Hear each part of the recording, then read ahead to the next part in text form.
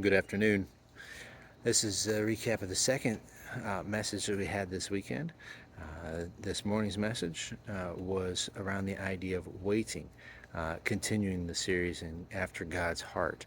Again, Pastor Troy Shoemaker, president from Pensacola Christian College, is our speaker this week.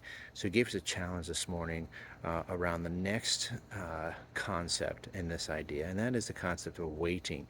The ideas are approaching each age and stage with balance. There were several ideas that he shared. The focus was from Isaiah chapter 40, and we looked at the whole chapter, not just the normal, the last verse of the chapter, where it talks about they that wait upon the Lord shall renew their strength. But we wanted to get a backstory.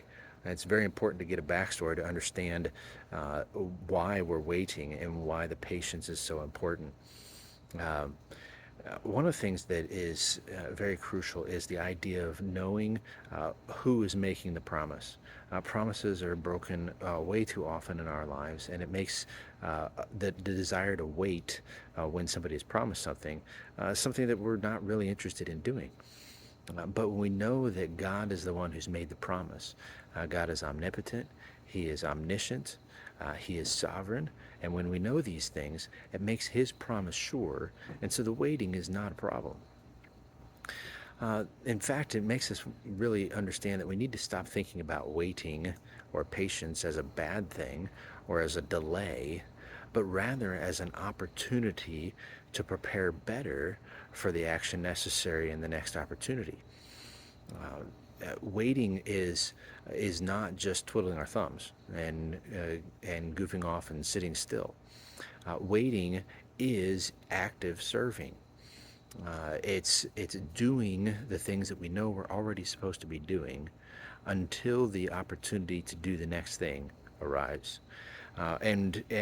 Waiting is not just active serving, but also acting at the right time or the appropriate time. And so it's twofold.